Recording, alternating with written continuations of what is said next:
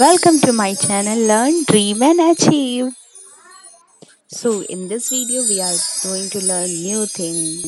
जैसे कि हमने अपनी पिछली वीडियो में टेंस के डेफिनेशन को देखा था, टेंस के टाइप्स को देखा था, टेंस के कितने टाइप्स थे, प्रेजेंट टेंस, पास्ट टेंस और फ्यूचर टेंस, उन सब की डेफिनेशन हमने देखी थी। फ्यूचर टेंस तक उसके एग्जांपल्स देखे थे। प्रेजेंट टेंस के फर्स्ट पार्ट को देखा था, प्रेजेंट इंडेफिनिट टेंस क्या होता है, उसका स्ट्रक्चर हर सेंटेंस में, अफर्मेटिव सेंटेंस में कैसा होगा, नेगेटिव सेंटेंस में कैसा होगा, यूज़ पढ़ा हमने डू डज का, और साथ ही साथ हमने इंट्रोगेटिव सेंटेंस को भी जाना। अब हम आते हैं अपने नए टॉपिक पे। आज का टॉपिक जो कि प्रेजेंट टेंस का दूसरा पार्ट है। ओके, और प्रेजेंट टेंस का हमारा जो दूसरा पार्ट है वो है present continuous tense. Present continuous tense जो होता है ना, वो जो वर्क अभी प्रेजेंट में हो रहा है उसको डिस्क्राइब करता है। मीन्स जो वर्क चल रहा है, ठीक है, वो उसको डिस्क्राइब करता है, या तो शो करता है कि जो एक्शन अभी चल रहा है उसका रिजल्ट जो है ना आस पास ही मिलने वाला है, तो वो प्रेजेंट कॉन्टिन्यूअस टेंस होता है। प्रेजेंट कॉन्टिन्यूअस टेंस की पहचान जो होती है वो होती है रहा है, रही है, ठीक है, रहा रही है आता है, ठीक है, मीन्स प्रेजेंट का कि अभी कार्य चला है। तो अगर हम फर्स्ट सेंटेंस में देखें, अफर्मेटिव सेंटेंस में इसका स्ट्रक्चर, तो वो है subject is am are, main verb की फोर्थ फॉर्म प्लस ऑब्जेक्ट। तो हमारा सब्जेक्ट जो है वो है is, they, am, I. Okay, ठीक है। तो हम जैसे आपको पहले बता चुके, जो भी स्ट्रक्चर होता है वो क्या होता है, वो सब्जेक्ट से स्टार्ट होता है, फिर उसमें हेल्पिंग वर्ब आती है, हमारी मेन वर्ब की फॉर्म आता है, और ऑब्जेक्ट आता है।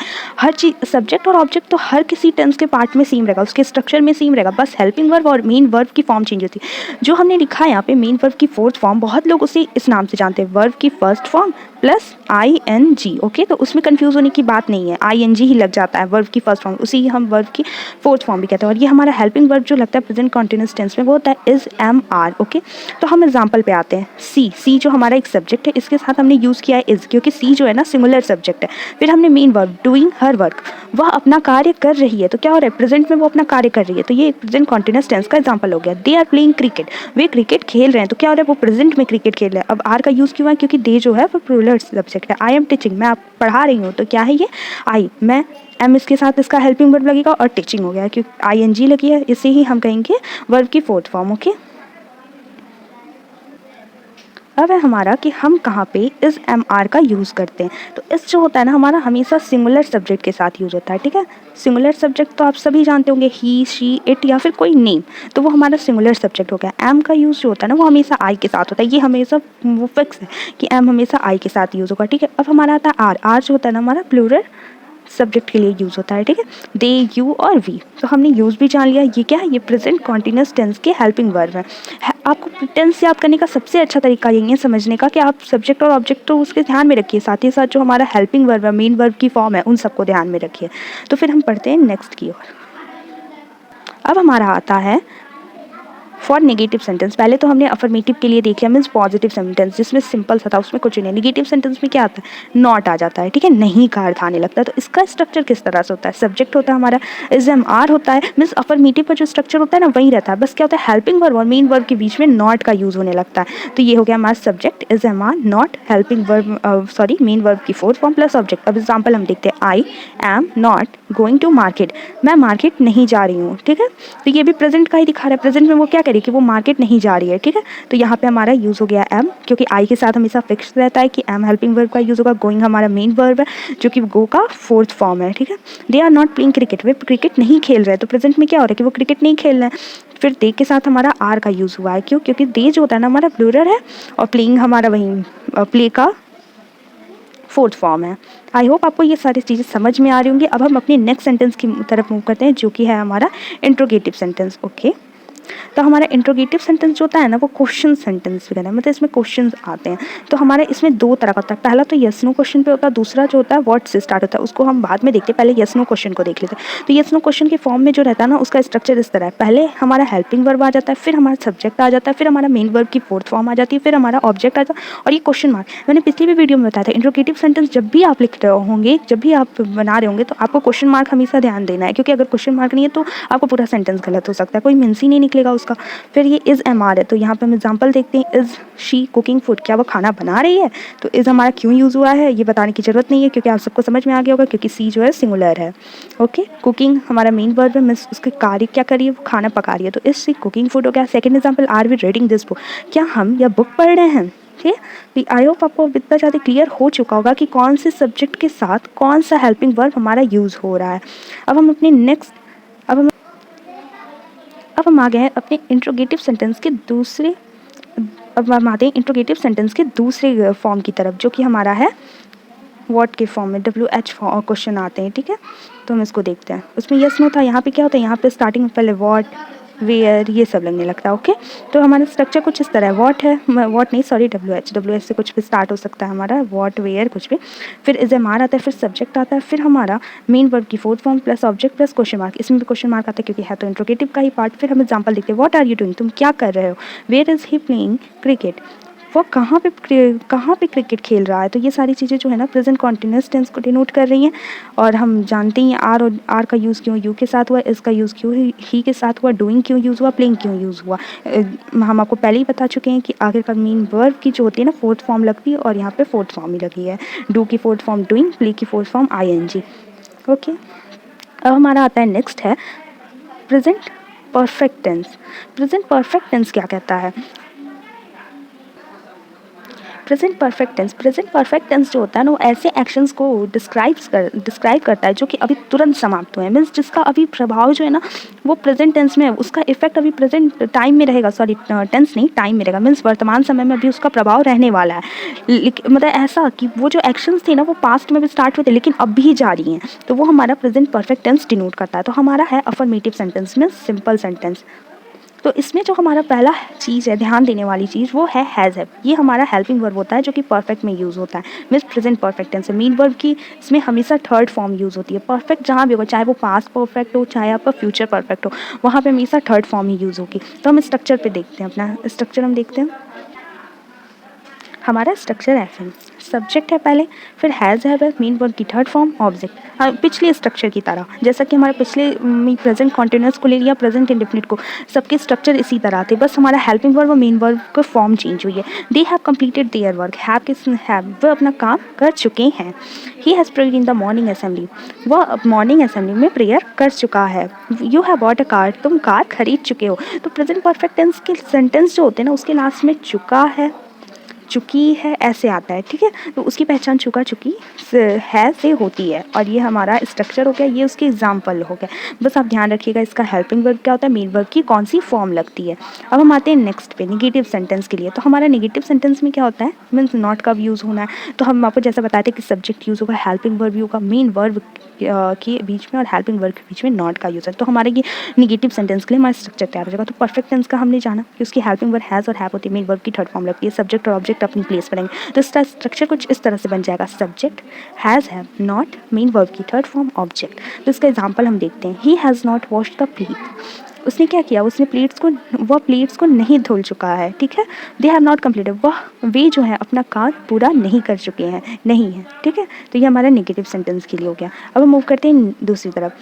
तो अब यहाँ पे सबसे पहले हम ये जान लेते हैं कि ये देख लेते हैं कि यूज़ ऑफ हैज़ हैव क्या है। हैज़ जो होता है ना हमेशा सिंगुलर सब्जेक्ट के साथ यूज़ होता है, जैसा कि ही शी इट और नीम हो गया।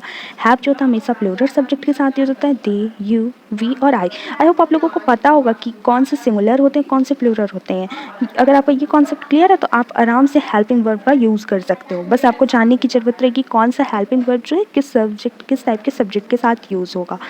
फिर हम आते हैं अपने नेक्स्ट सेंटेंस की तरफ, जो कि हमारा है फॉर इंट्रोगेटिव सेंटेंस। इसमें दो स्ट्रक्चर होते हैं, यस नो के फॉर्म में, WH फॉर्म में। तो पहला हमारा वैसे ही हेल्पिंग वर्ब लग जाएगा, सब्जेक्ट लगेगा, मेन वर्ब की थर्ड फॉर्म ऑब्जेक्ट और क्वेश्चन मार्क। और इसमें कुछ समझाने की ज़रूरत है नहीं क्योंकि सारे सिमिलर स्ट्रक्चर मिल रहे हैं, बस हेल्पिंग वर्ब और मेन वर्ब की ही फॉर्म चेंज हो रही है। Has he told the truth, क्या उसने सच बताया, क्या वो सच बता चुका है। इसकी हिंदी ये निकलेगी। ओके, और इसके WH क्वेश्चन फॉर्म में जो होता है बस इसके आगे WH लगा दीजिए। WH मतलब समझ होंगे आप, व्हाट वेयर व्हेन ये सब होता है। हैज़ हैव लग जाएगा, फिर सब्जेक्ट हो जाएगा, मेन वर्ब की थर्ड फॉर्म ऑब्जेक्ट और question mark, where has he gone, इसका एग्जांपल ये हो गया। अब हम आते हैं अपने हमारा जो नेक्स्ट पार्ट है प्रेजेंट टेंस का, वो है प्रेजेंट परफेक्ट टेंस। ये थोड़ा सा डिफरेंट होता है क्योंकि इसका स्ट्रक्चर थोड़ा बढ़ जाता है। जो स्ट्रक्चर है इसका अफर्मेटिव सेंटेंस के लिए वो हम देख लेते हैं। सबसे पहले हम ये जान लेते हैं कि प्रेजेंट परफेक्ट कॉन्टिन्यूस टेंस होता क्या है। तो present perfect continuous tense present perfect continuous tense के बारे में जानने वाले थे। तो हमारा जो प्रेजेंट परफेक्ट कॉन्टिन्यूस टेंस जो होता है ना, उसमें ये रहता है कि वो ऐसे एक्शंस को डिनोट करता है, ऐसे एक्शंस को डिनोट करेगा जो कि पास्ट में हमारे स्टार्ट हुए हैं, ठीक है, और प्रेजेंट टाइम में भी जारी हैं। तो क्या है, पास्ट में स्टार्ट हुए और हमारा ये प्रेजेंट में भी स्टार्ट है, प्रेजेंट में भी जारी है। तो वो उस चीज़ को डिस्क्राइब करता है हमारा प्रेजेंट परफेक्ट कॉन्टिन्यूस टेंस। तो सबसे पहले हम इसका फर्स्ट सेंटेंस है अफर्मेटिव सेंटेंस, सिंपल सब्जेक्ट। तो हमारा स्ट्रक्चर क्या है, तो सब्जेक्ट होता है, फिर हमारा हैज़ है। परफेक्ट कॉन्टिन्यूस में क्या होता है कि हमारे यहाँ पे एक अलग सी चीज़ जुड़ जाती है जो कि बीन रहती है, मीन्स हेल्पिंग वर्ब के पास से हमारा बीन का यूज़ होने लगता है। और यहाँ पे मेन वर्ब है तो वर्ब की फोर्थ फॉर्म में यूज़ है, क्योंकि यहाँ पे कॉन्टिन्यूस मीन्स ये परफेक्ट का कॉन्टिन्यूस को लेकर बना है। तो परफेक्ट का हमारा हेल्पिंग वर्ब आता है, कॉन्टिन्यूस का हमारा फॉर्म वर्ब मेन वर्ब की फॉर्म आ जाती है। तो हमारा हो गया subject has have been, main verb की फोर्थ फॉर्म प्लस ऑब्जेक्ट, जैसे she has been living here for 2 years। अभी हम आपको फॉर और सिंस का जो यूज़ है ना, वो अभी हम आपको आगे बताएंगे, अच्छे से उसके बारे में डिस्कस करेंगे कि आखिर का फॉर और सिंस कहाँ कहाँ पे यूज़ होता है। She has been living here for 2 years, वो 2 साल से यहाँ पे रह रही है, ठीक है। अब हम आगे मूव करते हैं।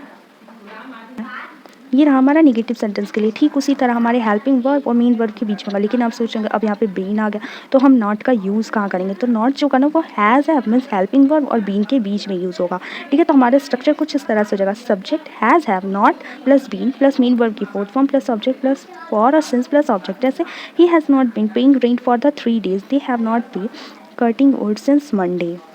अब हम आते हैं नेक्स्ट सेंटेंस की तरफ, जो कि हमारा है इंट्रोगेटिव सेंटेंस। 2 फॉर्म होते हैं, आपको पता ही होगा, फिर से बोलने की ज़रूरत नहीं है, येस और नो क्वेश्चन के फॉर्म में। तो यहाँ पे हमारा हैज़ है पहले आएगा, फिर सब्जेक्ट, और इसमें बीन यूज़ होता है तो वो सब्जेक्ट के बाद आएगा, फिर मेन वर्ब की फोर्थ फॉर्म रहेगी, फिर ऑब्जेक्ट, फिर सिंस, फिर ऑब्जेक्ट, फिर करना। जैसे हमारा has she been completing her work for an hour, और इसे डिस्क्राइब करने की ज़रूरत नहीं है क्योंकि आप सब समझ रहे होंगे कि इसकी मीनिंग क्या निकल रही होगी, क्योंकि ये है तो कॉन्टिन्यूस तो रहा है, लास्ट में आएगा ही, और है फॉर और सिंस का यूज़ हम आगे जानेंगे तो वो भी क्लियर हो जाएगा, बस आप स्ट्रक्चर ध्यान में रखिएगा।